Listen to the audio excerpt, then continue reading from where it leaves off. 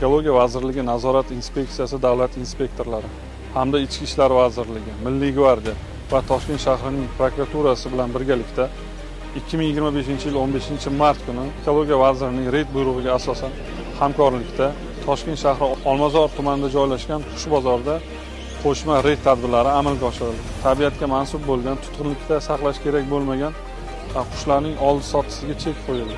Ma'lum bir fuqarolar tomonidan sotilishi mumkin bo'lmagan, tabiiy sharoitda, tabiatda yashash kerak bo'lgan qushlarning sotilayotganligi holati aniqlandi hamda Qizil kitobga mansub toshbaqalarning sotilayotganligi ma'lum bo'ldi.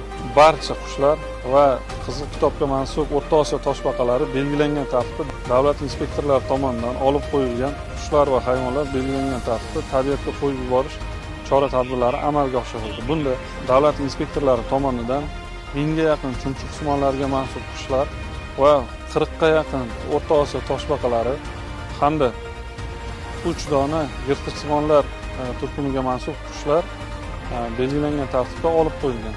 Bizdan keyingi avlodda ham bu qushlarni ko'rish uchun biz bu qushlarni tabiatga qaytarishimiz kerak. Inson qo'lida nobud bo'lishini oldini olishimiz kerak qo'limizdan kelgancha.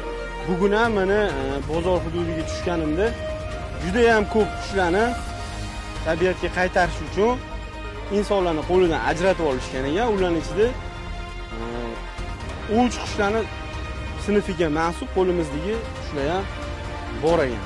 Shu sababdan bularni to'yintirib, keyin tabiatga qaytaramiz.